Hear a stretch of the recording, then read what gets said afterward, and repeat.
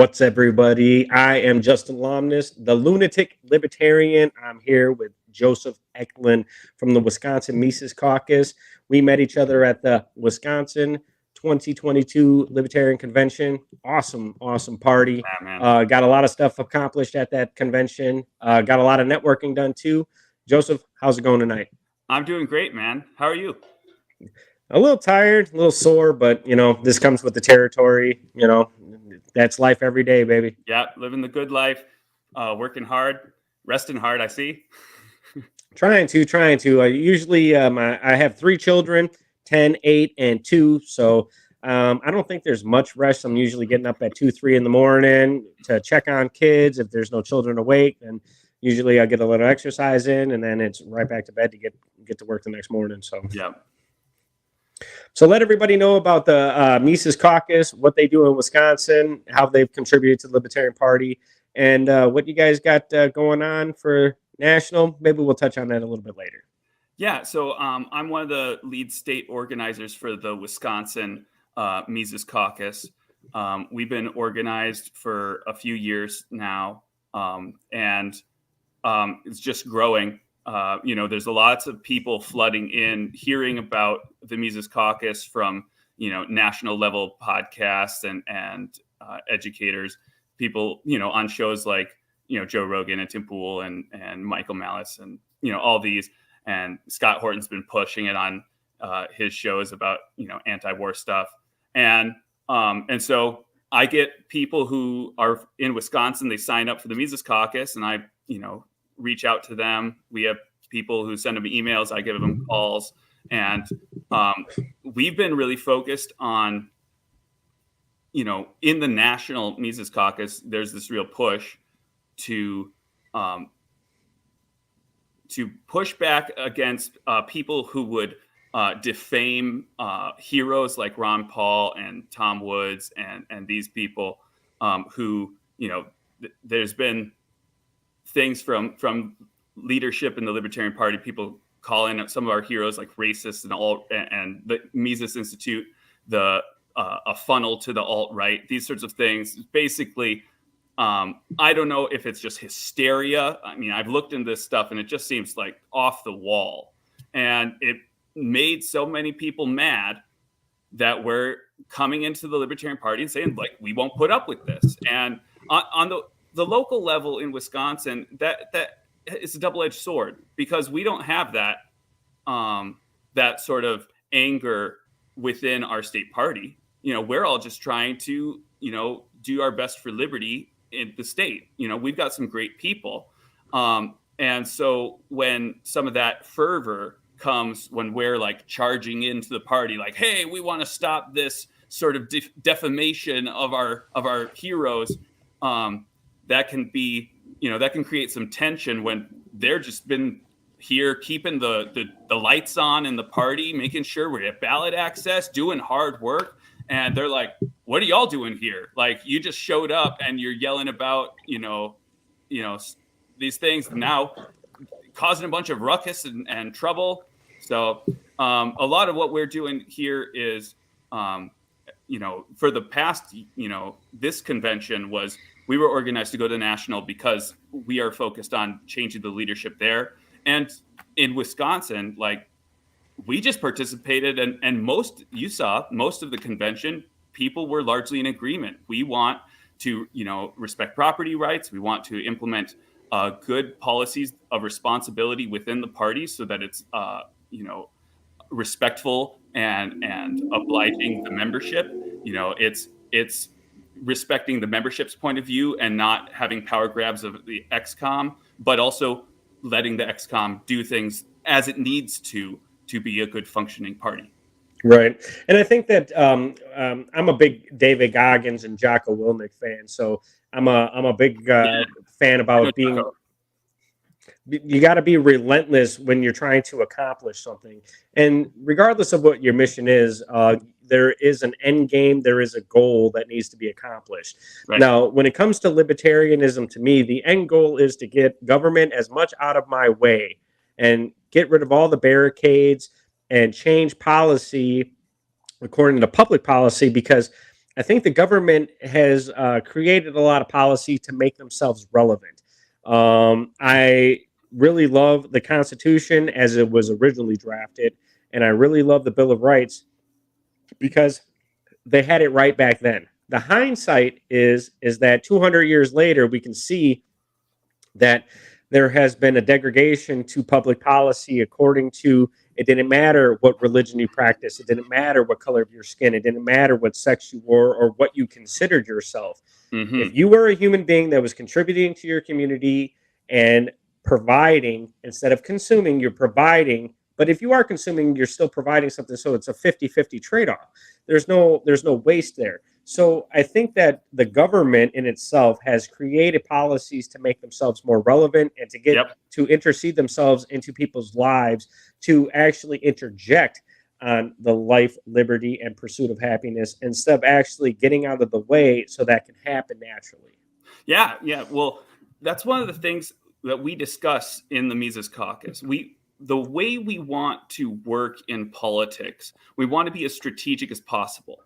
You know, a lot of the conventional Libertarian Party wants to pour a whole bunch of resources in trying to elect a candidate in a large race, a national or a statewide race, where it's very slim chances, and put all their energy into that. And what the Mises Caucus strategy is actually to flip things on their head a little bit. And it's actually because of the incentive problem that you're bringing up right now, that government in its nature, by electoral politics, wants to aggrandize and self-congratulate and say, like, I did it, I'm solving all your problems.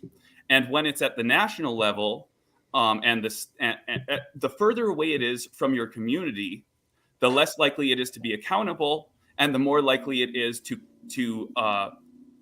give itself all the credit without actually doing anything. And so what we can do is we can actually use the national and statewide campaigns for what they're really great at. They're really great at getting attention and educating people. I remember watching Phil Anderson when he ran for governor. He was on public television or on the news giving his ideas of how libertarians would address healthcare. And he was amazing. He was great at communicating that. And it made me super proud to vote for him. And we have people on the national stage, like, you know, inspired by Ron Paul. The Mises Caucus is inspired by Ron Paul. Right. That messenger, he didn't win. He didn't really even achieve much at the national level, but he created new libertarians. And what do we do with those new libertarians? That's the real question that we should be dealing with. We should be creating new libertarians and then enabling their action at the local level, because at the local level, you can actually influence your local city council, your local county, you know, these municipalities. You can actually talk to them with our networks in the Libertarian Party. We can create county level and city level legislation and just hand it off. If it's a left-leaning council, you can just say, hey, here's marijuana legalization and psychedelic legalization. You know, you'll take all the credit for this. I don't need any credit. I just want freedom. You could take all the credit, get all the bonus votes from your electorate, and we don't even we just want freedom. Right. And if we do get elected, then we can promote that effectively at the local level. And it's way more difficult for the Republicans and Democrats and the centralized deep state, you know, types to influence every single municipality and county race. Whereas a grassroots movement for freedom, we have the advantage at that level. What do you think we're going to do as far as in Wisconsin if you were to institute the idea that the Mises Caucus, because the ability, what you're stating is the ability to negotiate from Republican to Democrat and institute policy with not even taking credit for it. So that's basically what I interpreted from what you were saying. So if we can, it's a strategy, right, to change policy in order to get stuff changed. Now, if from my experience and the people that I talk to, and from Spike Cohen and from Muddy Waters Media. Big shout out to Muddy Waters Media. Big shout out to all the people on Clubhouse that promote liberty. Big shout out to everybody that's actually engaging, everybody out there and trying to get policy changed or get the mindset changed of what public policy really is.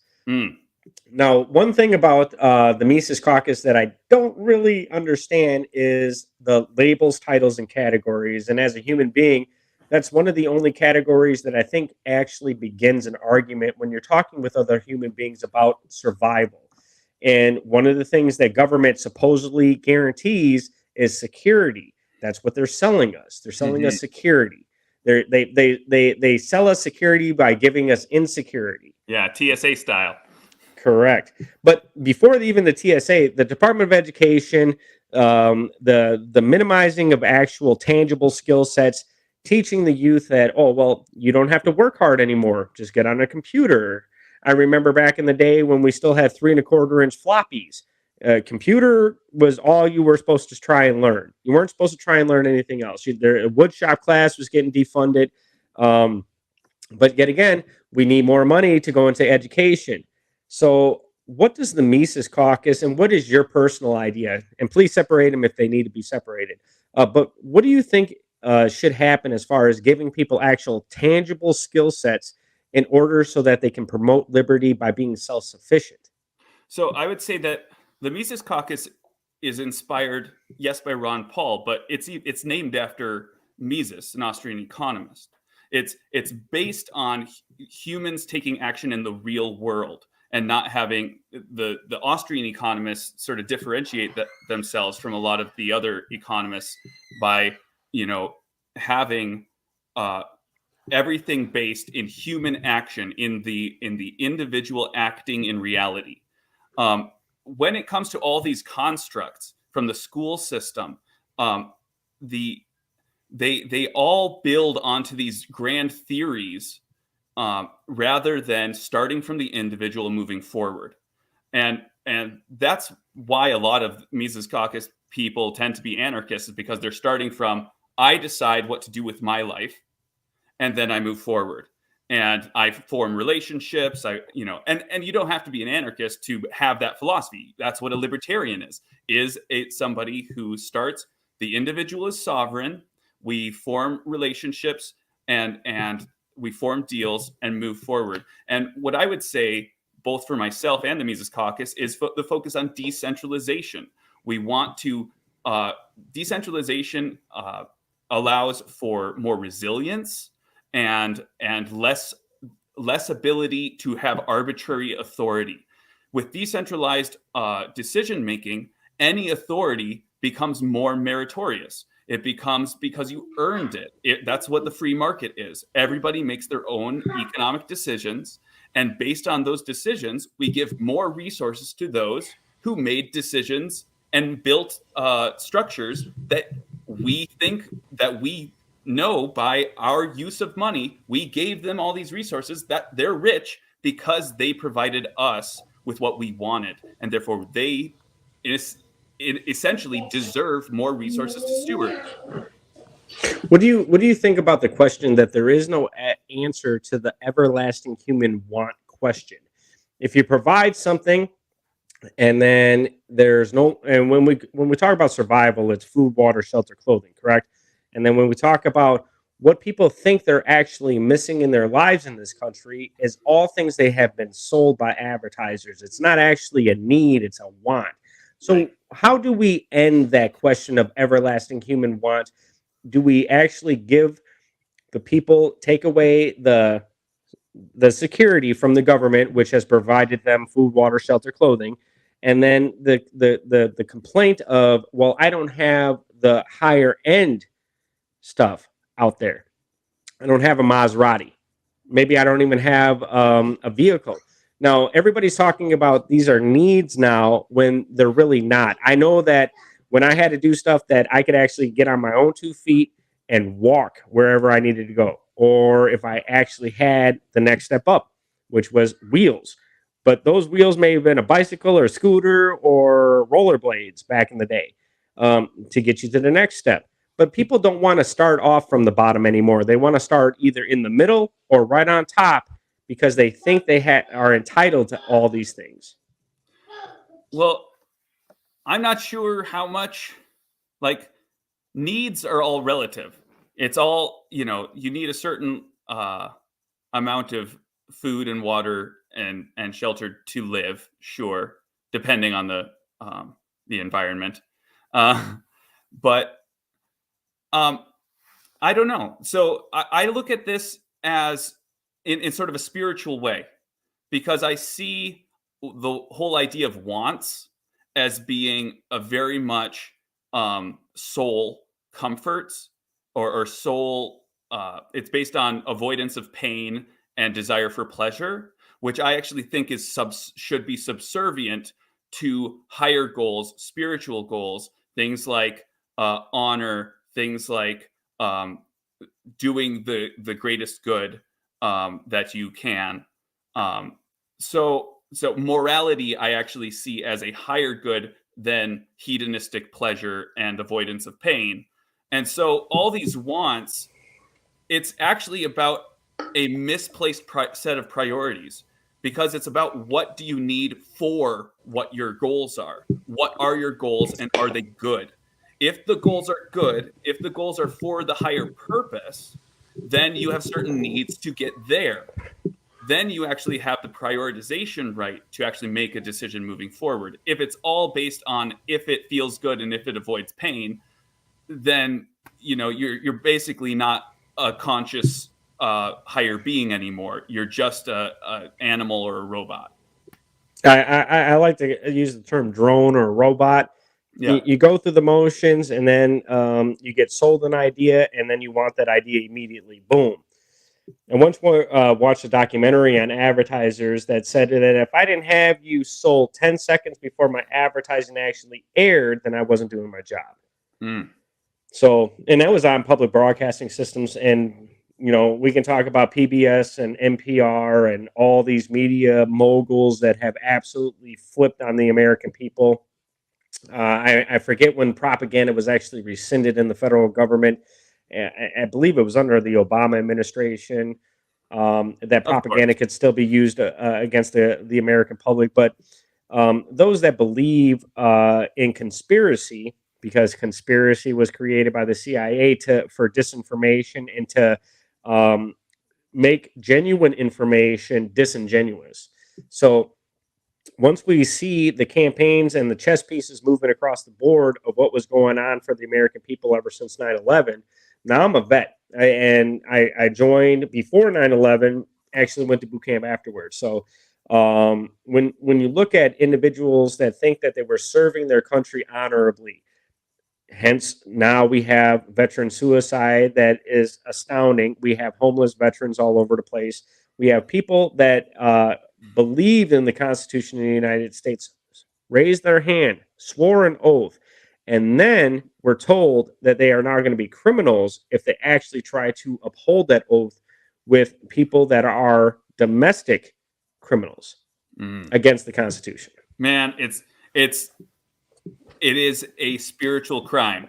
It is like when you sign up to put your life and honor at risk in service to your community, your home, and in America especially, an ideal of human rights, an ideal of people being able to make their choices for themselves and to join in community with others who want to do the same.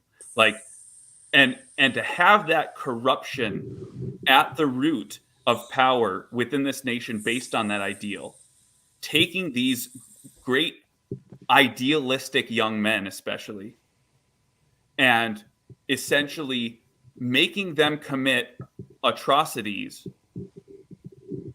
or participate in the committing of atrocities. Right. It's like, no wonder they would completely lose their way and be demoralized. The idea, the word morality is a spiritual concept. Demoralized is to basically just reduce your spirit to nothing. You're being demoralized. They are being broken because the thing that they really believed in, the thing that they were serving, has basically been shown to be this corrupt thing.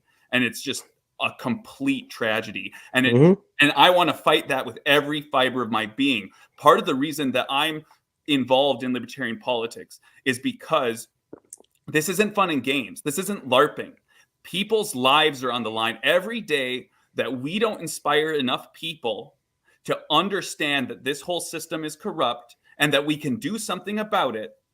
Every single moment that doesn't happen, more innocent people are killed, innocent people are being put in prison for nonviolent crimes, and people are being tricked and kind of blackmailed often into participating in atrocities and having their spirit broken. This is absolutely unacceptable, and we have to do our best every single day, within reason, within our lives. But like, we have to acknowledge this. This is super important that we take up action to stop this in any way that we can. Of course, we always need to recognize that sort of stoic thing.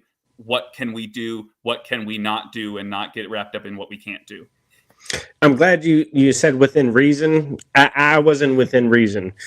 I did some real off the wall shit. Well, how I caught my felony case was actually threatening to blow up the New Berlin Police Department. That's how I caught my felony case. And it's funny because the arresting officer, you can pull the public records. Anybody that's watching this, just remember one thing: when your blood alcohol is 0.460, I don't think anybody's actually going to pay attention to what you're talking about, because you are a person that is off into the distance. So, but to be charged with a crime because you're running your mouth is absolutely ridiculous, according to freedom of speech. Now, you should be able to say the most ridiculous shit to people, and comedians do that by saying some of the most ridiculous shit because they want to get a laugh. But the thing is that when you're talking about entities of government, you will always be targeted by the language you speak. Now, when you look at what's going on with badges grant extra rights. Well, the thing is that when I look at people, I see human beings. I don't see their uniform. I don't see your badge. You're another human being standing in front of me. Right. And when you talk about somebody that's going to stand on their principles, like libertarians talk about, I stand on those principles. I don't give a shit who is in front of me. You could be the principal of my student school. You can say that, well, I'm the blah, blah, blah. I don't give a fuck. You are another person that's standing in front of me. You're a human being. And that's all I look at. Yep. Because when you can actually humanize somebody, not dehumanize them, when you can place them into a standard of what is human being about you, the people look at that as an aggressive approach. Now, when you look at the non-aggression principle and what we see on Facebook from people that claim they're libertarians and people that say, oh, well, this is against the NAP. Well, when it comes to really politics, there's aggression all across the board. It really doesn't. Does the non-aggression principle, does that really apply to politics, or does it only apply to human interaction, where don't take people's shit and leave them alone? Be nice. Well, I in some ways, I'll probably have to dig in to the minutia, because the devil's in the details on something like this. Right. But essentially, I would probably say you're right. Politics is basically enmeshed in an aggressive system, and so engaging in politics is essentially like joining a mafia in order to redirect it. And yes. So there is that, or a gang or anything like that. You're joining an organization that is trying to change the community. Now, if you were to join the Bloods, the Crips, or the Latin Kings, or any number of street gangs, or if you're to join the Mexican cartel, whether it's the Sinaloa cartel or Tijuana cartel, whatever it may be, you are joining an organization that has a hierarchy that says we are trying to do X, Y, Z in the community, regardless if it's positive or negative. Yeah, but I don't know, because if you're talking about the non-aggression principle, it's all about violations of human rights. So violations of people's property, violations of people's liberty, violations of people's life. So when you're talking about the non-aggression principle is we're not just influencing community. The government is violating people's rights to property. But government is violating people's rights to their liberty, and doing that by initiating those violations. I wish that the non-aggression principle, these semantics games are really difficult because, aggression. I don't think that aggression is misplaced. I think aggression is healthy, especially if you're doing wrestling and jujitsu and fighting, these sort of things. If it's voluntary, I box. Yeah. So you need aggression. It's not about non-aggression. It's actually about non-violation. It's a non-violation principle. And then you have then you have to go to the presumption, okay, what is presumed as the rights that people are having violated? And so then you go to the right to property, right to life, right to liberty. And what's the mutual agreement between two human beings? That's basically what it boils down to. What's the mutual agreement? Because there are several human beings that don't give a shit about law. They don't care about anything that's written on paper. And we can have an agreement, and they might end up dead because, if they don't respect my right to life, then we're having an agreement. I'm not going to respect your right to life necessarily. Correct. So, it depends on how you take things into perspective. And, when we talk about being liberty-minded means that I don't care what anybody else is doing out in the world. As long as they're not bothering me or affecting me or mine, be about your business. Take care of you and yours. But do not sit here and bitch about how you do not have because you did not provide. That's one of the things that progressives actually rubbed me the wrong way. They're talking about how the government needs to provide this and that. They're taking our taxpayer money and spending it here. Well, why don't they just, if you give them more power, they're just going to take more power. They're not going to give you anything back. That's the one thing that never quite registered in my brain. And the other thing is the double speak. No matter if you're talking about the left or the right, it's the double speak. When you talk about a statement that's compounded on itself to be a double negative and it's coming out of the press secretary's mouth, why should I give you any creditation? You are no longer valid, as far as my understanding under the Constitution, is that the federal government is no longer valid. It's absolutely been discredited as far as factual-based events. They're no longer valid. Let's invoke that the government's no longer valid and get back to the Constitution. Everything else, whether it's on the state level or the federal level, is now null and void. It was a reset clause that was put in there so that if we got to this point, we can reset and start all over again. So, now, go ahead. The next thing I wanted to bring up was the Rothschilds economics with the Mises Caucus, but let's get on this one thing and then we'll go there next. Okay, so I think about what is the strategy to do that. And that's why I think the local strategy is the most effective, because it's all about nullification. It's all about getting the population of a local, even just the leadership of the local population, because you only need 5%. You only need 5% of people in a locality to just say, you know what, especially if you got the sheriff on your side. In my county, we've got the sheriff on my side. They'll just refuse to obey a bunch of unconstitutional bullshit. So Sheriff Clark in Milwaukee was great on that. So if you get the people in positions in the local level, you just say, sorry, this is unconstitutional. This is violating our rights, where we don't recognize these laws. And if you can get that, just, at first, obviously it's going to be just here and there. And it already is. There are certain communities where it's like, there are the intense constitutionalists, the sovereign citizens and stuff like that. Like was it Bondi Ranch or Bundy Ranch? I don't know. I have seen plenty of YouTube videos of people saying they're sovereign citizens. And then they get their heads bashed in. Yes, they do. But if you actually start to have this revolution in the minds of the little communities, then as that popcorns and becomes more popular, then it becomes established. You know how they say politics is downstream from culture. Well, you can influence culture through politics, but you can do that in multiple ways. For one, having national messengers, national heroes that communicate the libertarian philosophy, and then you act politically at the local level, and then that creates a libertarian life, because real life becomes liberty. And they'll be like, wow, it's so much better now that I can do stuff, that I can start a business without asking and filling out a bunch of forms and paying a big fee. Oh, wow, everything is so much better now that it's actual life libertarianism. And then that changes the culture. And then you start seeing politics at the medium state and then to national. What do you think of all the hypocrites that are out there that are actually being exposed at this current moment in time, as far as like David Hogue, who wanted to start a small business, and he was all about the government being all in your business until he wanted to actually become a capitalist and make money?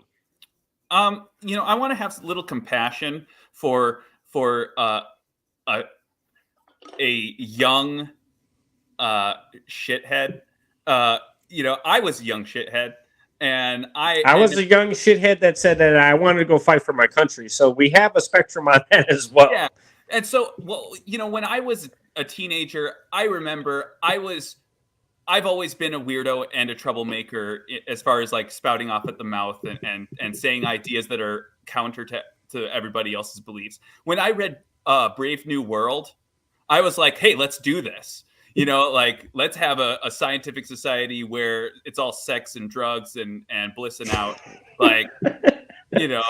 We can clone the kids. We don't have to worry about them. Woo, So if he was, essentially the Democratic mouthpiece as essentially a kid, and then that became his identity, and everything about him as a person was wrapped up in that, and said like, this is now who you are.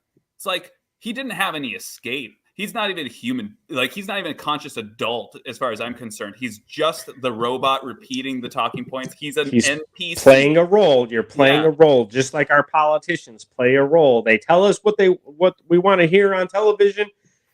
I always implore everybody, look at your politicians' public policy. What did they sign? What did they endorse? Did they do anything that actually impacted your life for a positive? Now, we get sold all these ideas as, oh, this is positive for the people. This is positive for this. This is positive for that. When we know that most regulations and public policy is always going to be negative. It's always going to be impactful to eliminate competition, and it's always going to be impactful to keep the modern or the working class citizen in the loophole of, you're in debt, we control your debt, and now you have to work for that debt. Yep. And this is the revolution. As a Norris pagan, it's the circle of life. It's the circle of life. The circle of degeneration. Well, the thing is that life is it's built on choices that we make. A lot of people cannot face themselves in the mirror for the choices that they make, and then they come up with excuses. Everybody that I know that is a human being that understands that we make mistakes. I'm 39. I made mistakes when I was 18. I made mistakes when I was 15. I made mistakes when I was 25. The thing is that I'm not that same person, because it's an evolutionary thing. When you talk about the revolution, we go back to that same circle. And if you go back to ancient tribes of Native Americans or Norse pagans or even the Egyptians, it's all based on the circle. Mm-hmm. How do you come full circle? We all can come full circle when it comes to liberty, because the Constitution says it doesn't matter who you are. It doesn't matter what color of skin you are. It doesn't matter your background or religion you practice. If you come to this country and you want to work for life, liberty, and your own individual pursuit of happiness, you have every right to that, and the government should not be in your way. Yeah. I just watched Dave Smith on Glenn Beck, and he had this little bit he did at the end, which is all like the whole issue with wokeness these days. It's all that, sure, we're different, but that's not the most important thing.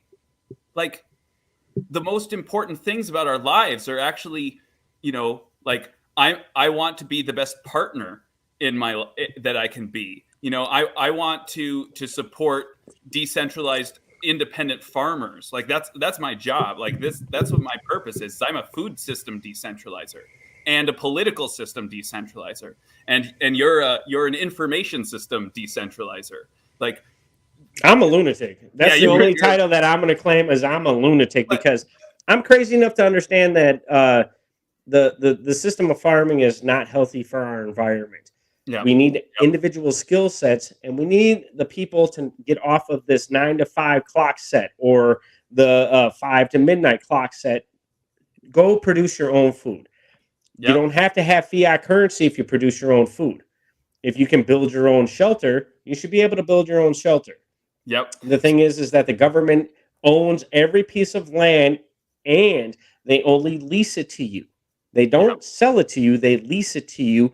And under the tax provision, if you don't pay your taxes, well, we're going to revoke your lease and we're just going to take your shit. Doesn't matter. And they'll take every single asset, as far as a tangible asset that you can hold in your hand, they'll take all that away from you too. So let's get off of what other people think are valuable. Let's make stuff valuable to ourselves. Yeah, man. Because fiat currency is not where it's at. Because remember the programming from the early mid-90s all the way through to like 2010? Got to get the money, got to get paper, got to get paper. Paper doesn't mean shit. I can produce stuff out of my head every single day, and I don't need fiat currency to do that. And that's one thing that people have lost upon their lives, is that if you can go out and if I want to build a school, I have the tangible skill sets to build a school. If I want to build a truck, if I want to build a top fuel dragster in my own individual skills, I can do that. If I wanted to work on, because I'm a technician, if I wanted to work on, doesn't matter if it's solar panels, if it has to do with solar, or if it's wind power, or if it has to do with generation power as far as diesel generators and stuff like that, I have my own skill sets that allow me to be able to produce in those industries, which is important to every single human being on this planet. Dude, so awesome. The thing is that what makes stuff important to you? A lot of people think Minecraft is important. A lot of people think that fucking, what's another video game? It's not Minecraft. What the hell is it? It starts with Fortnite. They think that stuff is important. I'm sorry, but I don't live in virtual reality. The metaverse does not exist to me. I don't care about NFTs. I care about real world stuff.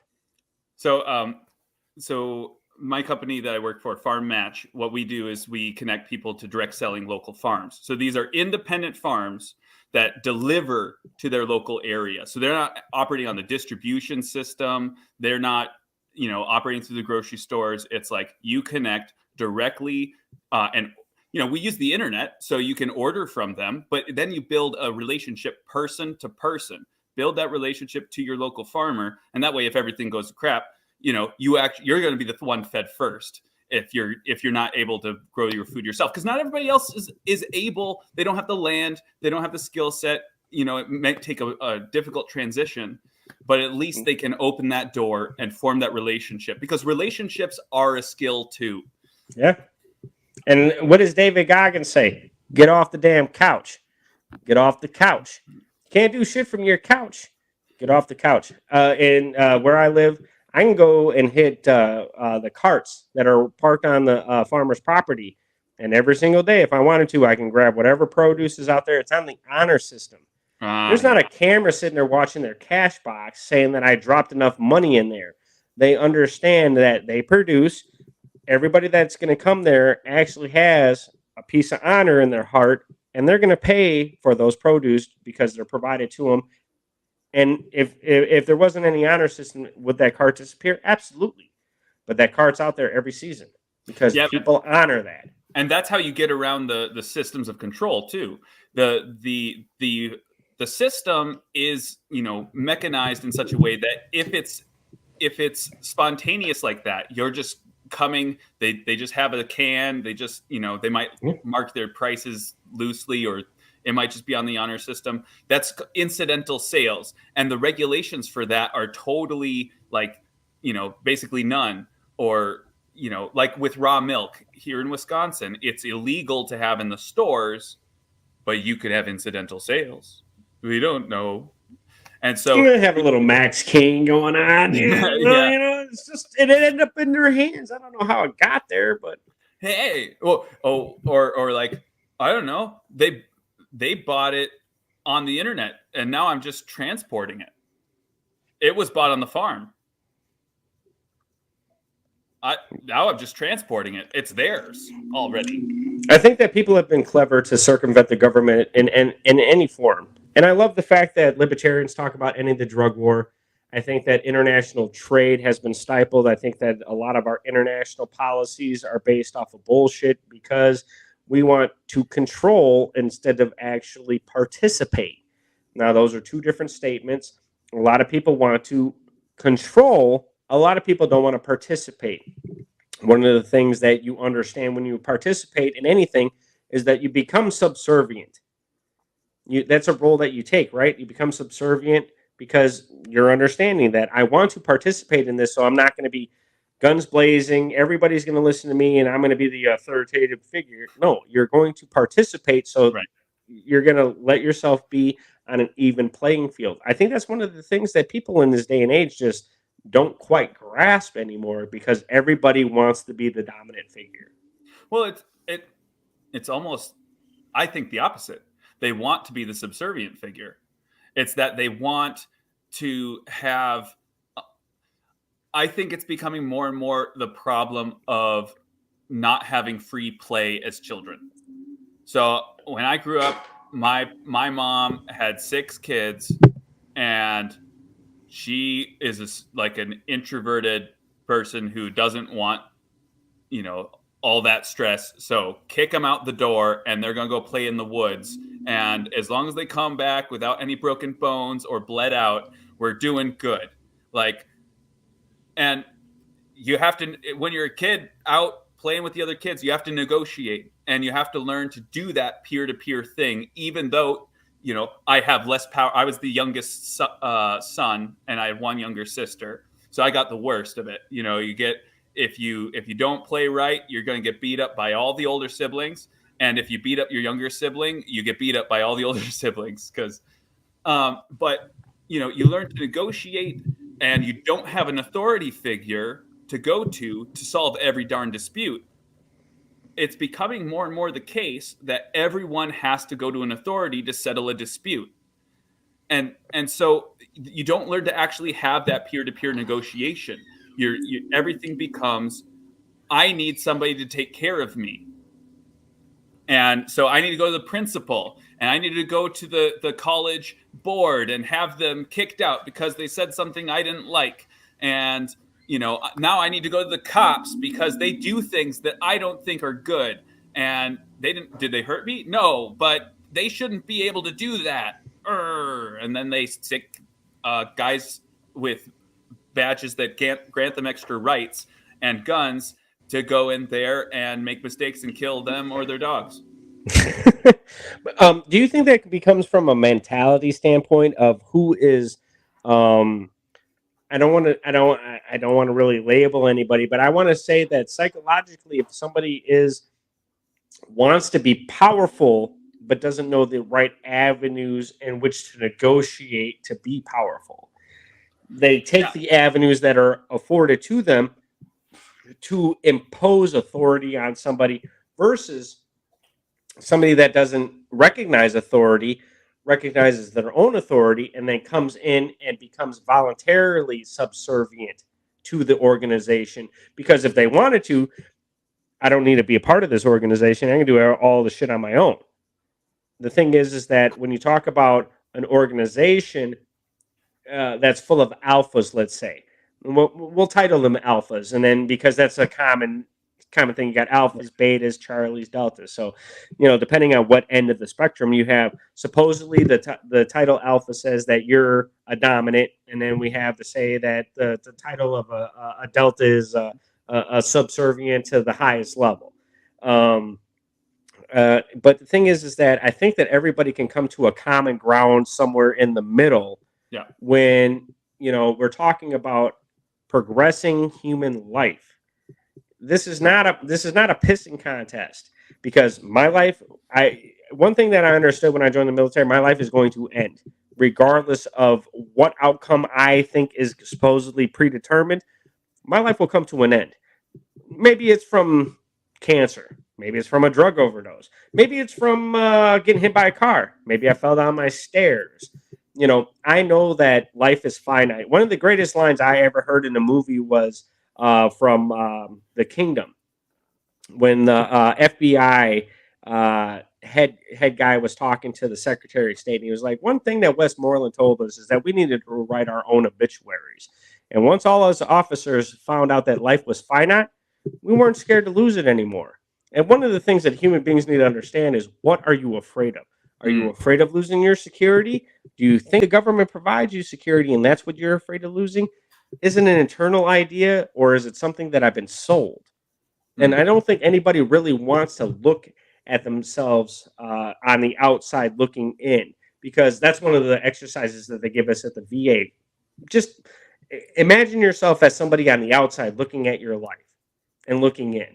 What would you expect yourself to do if you were to put yourself in your own shoes if you were on the outside looking in? And that's some deep shit. Yeah, man. It's like what Jordan Peterson says. Treat yourself like you are somebody that you're responsible for taking care of. So when you're responsible for taking care of somebody, you see their context very differently than when you're just, either you overvalue or undervalue yourself and overestimate your abilities or whatever. But if you're sort of looking at yourself from the outside, you can have that objective perspective. I remember I had a dream once, and in the dream there was a nuclear attack or a nuclear explosion. I don't know what the source was. Maybe it was an accident. We'll call it an event. And I had, I'm not sure if it was a premonition in my dream, but I like had a cousin, a younger cousin, and I knew that I felt the flash or something, and I just turned and grabbed my cousin and just held them. And I felt like the searing heat. Is weird. It's like one of my most memorable dreams. And I knew I was dying. And in this, all I wanted to know is like, I died well. Like I went to hold my cousin and try to protect them, even though I knew it was hopeless.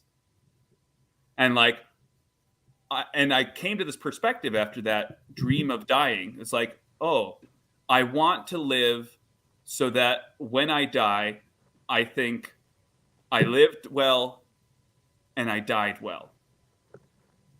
Human to human. Yeah, man. That's for sure.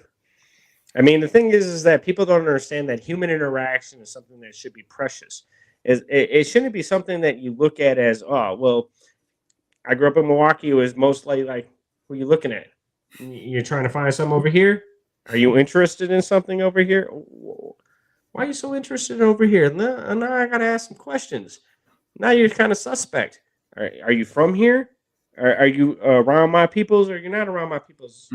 Are the opposition to my peoples? Why does human interaction always come down to that kind of mindset with most people? The thing is that if you are threatened, is that something that is created in your own mind?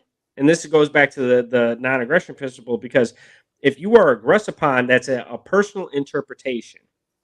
That's not something that, unless somebody just comes up and physically assaults you or something like that.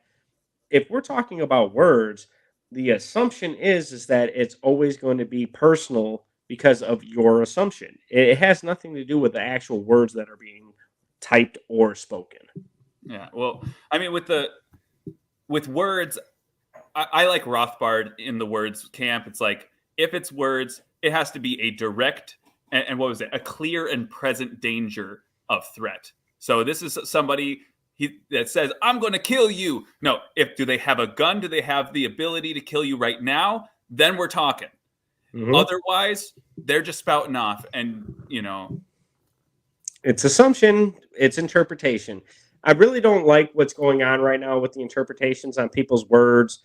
I think that because the Libertarian Party is getting such attention right now from the populace, people are starting to interject themselves and wanting personal attention versus what is best for the majority of people.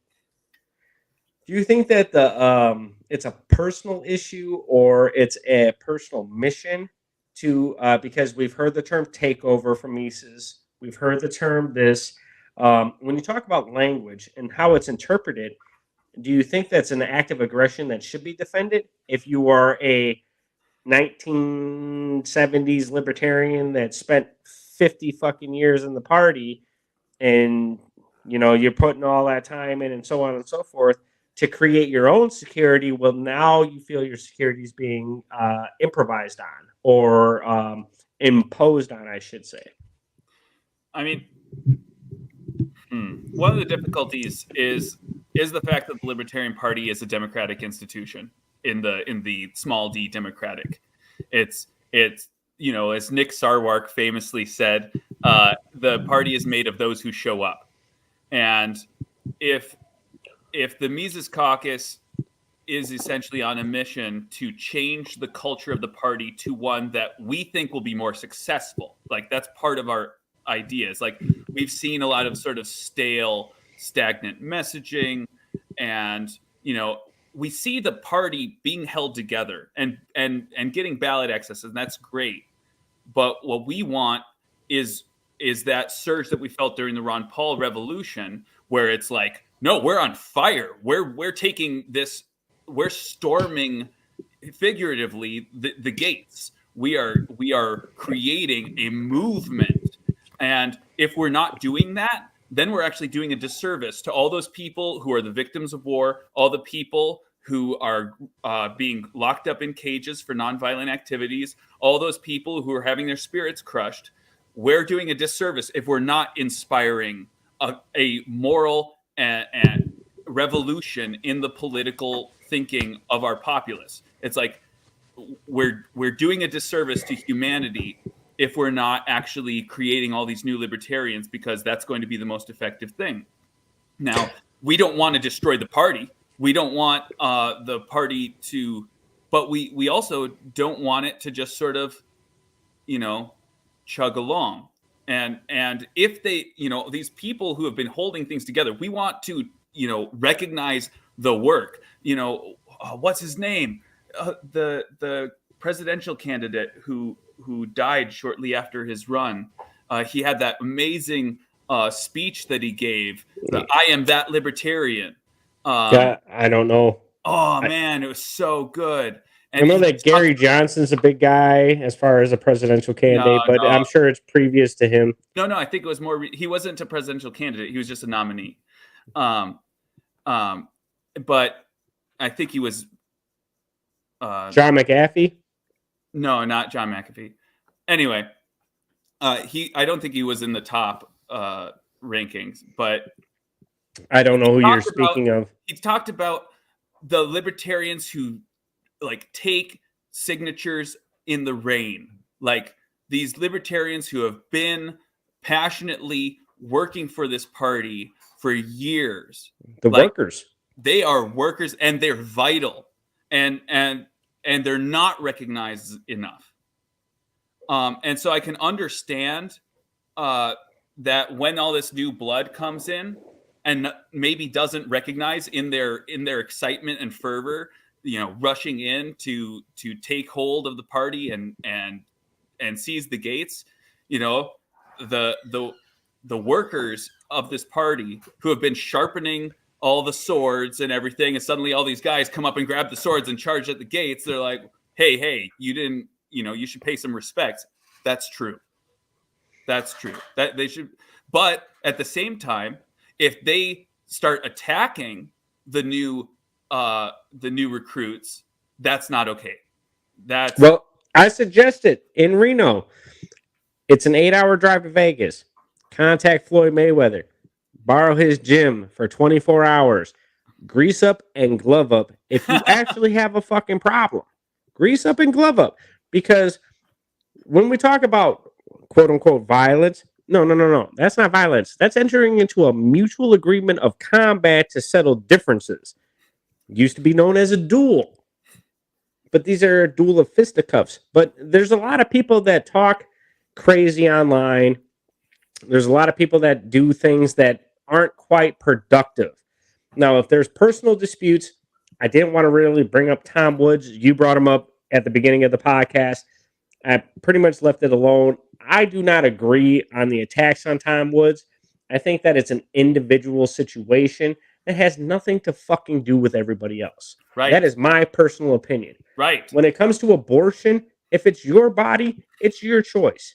Just like a vaccination, just like the nutrition you put in your body or the education you put in your mind, it's your choice. Now, to the counter of that, if you have a problem with Tom Woods, go talk to Tom Woods. If you have a problem with somebody, go talk to that individual. Don't sit here and put the party on that label system because you have a personal issue.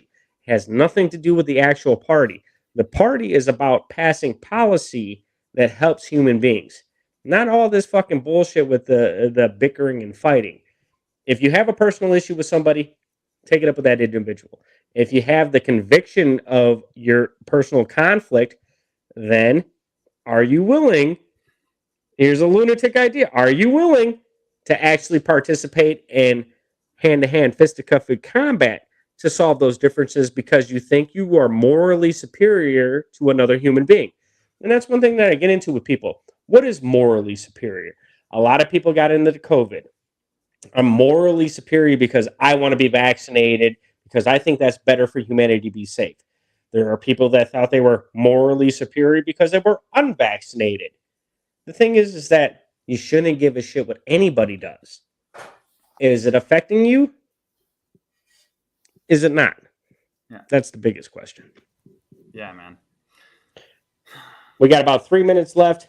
What do you think of our candidates? What do you think of Jacob Van den Plas? What do you think of Neil Long? What do you think of Neil Harmon? As far as the Wisconsin candidates, because I want to keep this about Wisconsin since we're Wisconsinites. I love Jacob, man. He's great. He is so good. I have a soft spot.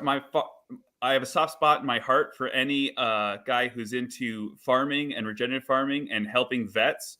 And that's what he does, or that's what that's part of his goals outside of his campaign for Congress and his running of the party in the because he is the chair.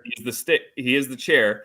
And for the Neils, I think they're great. I want to support them absolutely and collect signatures for them. So I know I've had a beginning lesson in what it takes to run a campaign in just the local level, and I didn't do well. I didn't start in time. I was just sort of like, I'm learning how to do this. Maybe I'll throw myself at this, and it takes a lot. You look at Jacob. He is going to all these events, gathering up so many new relationships, making speeches, and I've had conversations with him where he's talked about how much he wishes he could do more.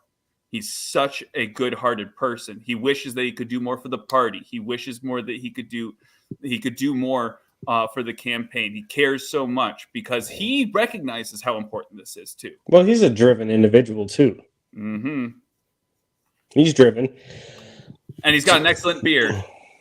Yeah, I shaved mine off and I went down to the goatee for the summer because I thought I had a better beard than Jason Lyon and the Cajun Libertarian mixed together. Because I told both of them in their podcast that, I think I got a better beard than you.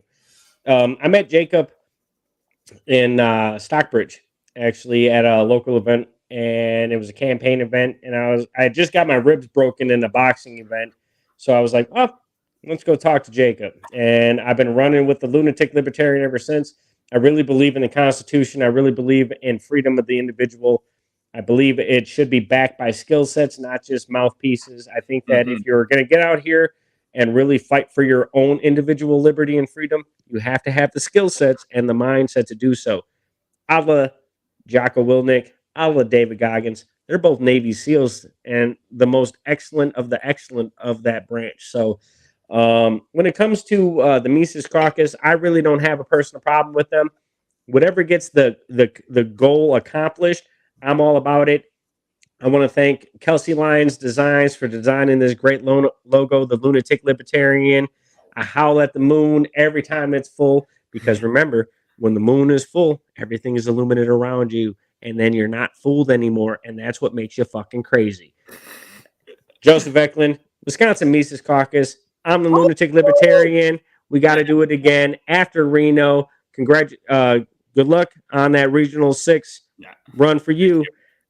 And then we will get back at it. We're going to do this. It's going to be awesome. We're going to make this a more effective party. We're going to make it more empowering for the activists and the libertarians who come up, are new or are coming out from the cold after a long time, feeling really distant from the party. We're going to give them the tools to make the world more libertarian. We're going to get liberty in our lifetime for real. And with that, we are out. Peace into everybody.